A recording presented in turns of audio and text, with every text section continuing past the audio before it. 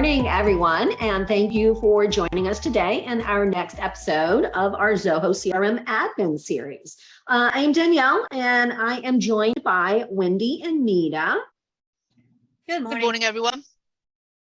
All right, today we will be showing you how to add users to Zoho CRM. That is going to tie into the Zoho CRM Admin panel. We're going to have some pro tips for you, some troubleshooting tips, and some best practices. So if you like, go ahead and take it away, Meeta. Okay, so if you could go into, say, for example, the CRM and the home screen. Now, what we were talking about is if you've just got Zoho CRM, then this is probably where you will go to create new users. However, we are going to explain a little bit later, if you have Zoho One, why it is recommended that you go to the admin panel. We are doing this on a Zoho One platform, but if you go to the settings, Danielle. Our gear icon is to the right, okay.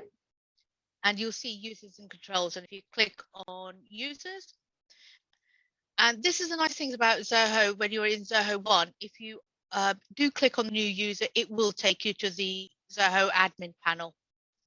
All right, so one of the things I want to mention in here, a lot of times when clients come to us, one of their frustrations is they'll call and say, we have a user that we added, but when they log in, they can't see our data. They've been adding, leads or whatever, but we can't see their leads. And it's usually one of two issues. One of them may be the privacy and permissions issue, but most often it is because they've accidentally opened their own personal trial, right? So that typically happens when somebody just randomly opens up a tab and goes to like crm.zoho.com and then they just log in instead of the administrator actually inviting them to their organization, right? So it's very, very important to make sure if you're in the CRM, go to the users and set them up in here first so they get the invitation. Otherwise, if you have Zoho One or CRM Plus or one of the other bundles, you're actually going to have an admin panel in here where you'll go in and you'll set up the users and assign their rights in here. Right, Meeta? Absolutely. The nice thing about this is when you are doing it from the admin panel of Zoho One or CRM Plus, you can give them access to multiple different applications very easily. If we could just click on add a user, Danielle. A couple of things, guys. What we are going to be doing a little bit later is we will talk about sort of profiles and roles in a completely different podcast. So we're going to do Charles Brown. And what will happen is the user. Let's talk about the password real quick, if you don't mind. When we are looking at setting a password for the individual that we are setting up, we have the ability here to generate or create a password for them. And we have also the ability to force the user to change the password on login. So a lot of times what we'll do, we'll either generate a password for them, give them that password so that they can log in, but then we force them to change that password when they log in so it is more secure. And then that way we are in charge of the password process. So we can either assign one right off the bat. Please make it a strong password. What we do recommend is that you generate the password because it is going to be stronger. One of the bad habits that we see, it is a bad habit. One of the bad habits we see is when people are setting users up, they'll literally put password 123 as the password. And we all know that's not secure. This is your your company's database. You definitely want strong passwords in here. So sorry about that, Meeta, but I'm a stickler for security. So I wanted to get that password information in there. So. And just one of the things to add, Danielle kicked this into my habit 5 years ago, is send 2 different emails. So maybe an email with the username and another separate email with stuff and the password or something like that. Yeah, I don't even recommend putting them in email at all. I recommend doing it over the phone. You can do it over text. Text isn't too awfully bad, just as long as it's not, email text that goes to email, right? So I try to make a habit of never ever putting a password in an email. So other ways to do that. The last option you're going to see down here is send notification email. This is the invitation that user is going to get in their inbox. Wendy, do you want to explain how that works? Sure. So what will happen is the end user will get an email. It will have a link in it. They'll go ahead and click that and which will take them to the login screen, and they'll be able to verify, and change the password if you've set that up so that they automatically have to change their password. Mm-hmm. Yeah. So that's pretty much how it works. Couple of things to keep in mind is the invitation is only good for like 7 days or something. So if they've not responded to that, if they've not found the invitation, you may actually have to resend an invitation. But when we get to this page, it's going to ask you, do you want to send the credentials to me? Again, I don't like having credentials in email, but that is one of the options here. You also get an option to add more users from the screen, or what we're going to do in this case, we're going to assign the application. So we've added the user in the Zoho One Admin panel. Now we're going to assign the application that we want to give them access to.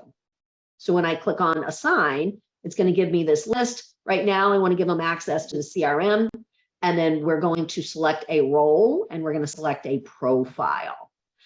So in this particular case, their role is simply going to be sales associate, and their profile is going to be one of these others. Please, please, please, best practice, do not give everybody admin role. If you have to give everybody admin in order for them to see information, then you've got to change other permissions in the database, right? So it is recommended, usually when you get a Zoho One or a CRM instance, you have admin and you have standard. We've set up some custom profiles in here, but you want to give them standard to start off. And we'll talk a little bit about that admin privilege in a little bit, and also in a completely different series that we do. So I'm going to go ahead and give this one standard, and then I can assign other applications if I want. But right now, I'm just going to hit done so that we can get them assigned to the CRM and go into the CRM and see them. Okay, so let's pop over into the CRM. Let's refresh. And we should see that Charles is now part of the CRM organization, and he is not necessarily logged in, but he is here. When I click on him, I can see that he is standard, and that he is a sales associate. This is his information, his email address. I could have set up his phone and other items in here as his address information. One tip here. This also, actually, guys, sorry, Danielle, what? just to sort of say, this is actually a good point to sort of say, if you look at our previous podcast, we did actually go into what users should fill in when they first sign in. Yes, there's another one there in the admin series that is setting up the personal settings, which is this information here. All right. Let's take a peek over here in the Zoho One Admin panel. You will see a couple of indicators here. Number one, it's not joined yet, right? So he's not clicked on the email invitation, or he is not logged in yet. And this is where we have the ability to remind by email. Okay, shall we just go on to groups, Danielle? Sure. So inside the CRM, we have our users that are here, but we also have an item here for groups. A lot of people, a lot of clients, when they come to us, they've not really set up groups. They don't know what they're for or whatever. I love groups because I come from, a network background where we give roles and permissions. And think about, yes, you only have maybe 1 or 2 users, or maybe you have 5 users. But think about the corporations that have, 500 users, 1,000 users, right? You don't want to have to go in and individually give each person rights and permissions. So you create a group for them, and then you can give that group permissions. So let's say I want to send a template to, when I send out a quote to somebody, I would like to CC, the manager. I would like to CC the sales manager or the VP of sales, right? So instead of CCing one individual, right, you may have some turnover in that particular VP of sales or sales manager or whatever it is. So you don't want to have to go in and say, oh, well, instead of sending this template to Jessica, I now need to send it to Steve. You set up a group that is executive or sales, inside sales, outside sales, VP of sales, and then you always got that group permission. And then when you add a new user or a user changes roles, you can switch that user in and out, and then you don't have to change all of the other individual items. So if I go into the executive group, you'll see these two people are a member of that. And in order to add, the Charles or whatever, in order to get additional templates or whatever I need to send him, I can simply add him to the executive group, or I can add him to inside sales, outside sales. And then he has all of the roles and permissions, rights and permissions that he needs of those two different groups. Make sense, ladies? Yep, totally. Okay, that leads us on to Wendy. I think you were going to talk about the importance we've talked about adding users and the difference between deactivating users and actually how that relates to our licensing. Right, exactly. So there may be times when a user's position changes or they leave the company. And in those cases, you might want to deactivate the user after transferring ownership of any of their records to other users. So the way that when you do that, let me just say, the user won't be able to access the CRM account anymore. No one else will be able to log in as that user. And that frees up your license to add another user to take their place. So once you deactivate a user, the user will be listed under inactivate users, and you can actually reactivate them if, I don't know, sometimes people come back.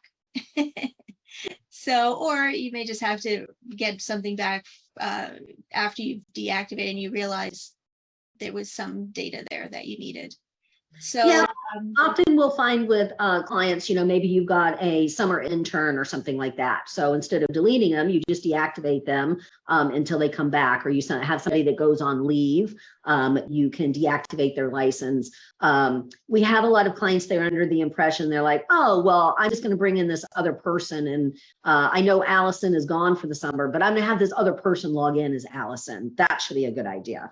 We don't necessarily recommend that as a best practice, because then Allison's name is associated with all the things that person did. It's best practice to deactivate Allison, set up the new person instead of, allowing them to share the credentials. And then that way you've got proper tracking on the actual users.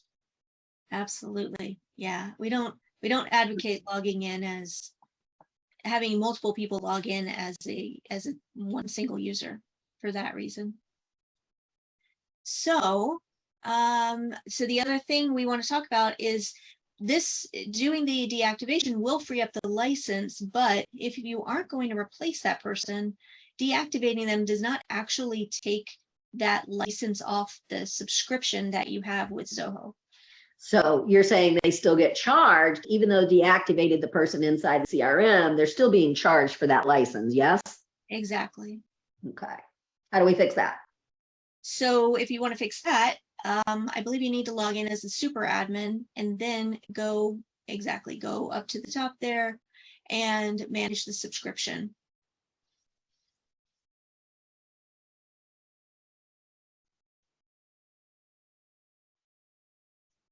And sometimes, guys, as you can see, it can take a little while for it to load up. But just to be aware that actually managing users is really important, and it has to be thought about from a strategic perspective, especially with more and more auditing coming in. So don't just think it's easy just to change the name of the user. All right. So inside here, you would have the ability to Change the number of users. This one happens to be under our partner account, so we can't increase or decrease the employees here. But inside here, you would be able to decrease the subscription, change it to, we're still using 3, but you could change it to 2, and then therefore you would only be charged for 2 users going forward. Again, only 2 people would be able to log in, but this is this is the module you would go into in order to get somebody off of your subscription and your billing. Okay, guys, is there anything else we need to cover? Well, we can't stress enough that you don't want to start out and just give everybody administrator access, and because that would be the easy way out, but that is not the way to go. And in a future podcast, we are going to go further into how you can set up roles and permissions and give people just enough access to do their job and not give away the farm.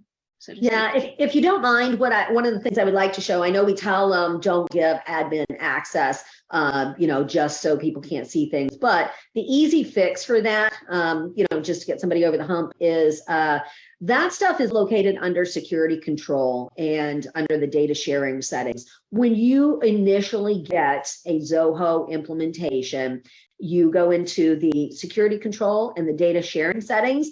All of this default access is set up as private. And what that means is that whoever logs in, all the records are made private. So when you log in, you can only see the records that you are a record manager of, right? So one of the frustrations, the reason why people give admin rights to everybody is because they need them to see everybody else's records. So the quick fix, unless you actually need the privacy, which again, like Wendy said, is a completely different session that we're going to do. But instead of giving everybody admin rights, come into the data sharing settings, edit the default permissions, give people public read write so that they can see the records instead of giving them admin access. Does that make sense? Yep. All right, perfect. Anything else, ladies? Nope. And we will do roles and profiles next time. Absolutely. We're going to go ahead and wrap this up. We will put, there's a really good knowledge base article in here, setting up different users, adding the users and assigning the applications to them. Even goes through importing users, which you can use, XLS, CSVs, but we're not going to go through that. But if you have a lot of users to add, it is a good way importing is. Modifying users, so you'll be able to refer to this help document to be able to get through some of those struggles. All right, I'm going to go ahead and wrap up for the day. Thank you guys very much for joining us, and we will see you next time. Thank you. Thank you.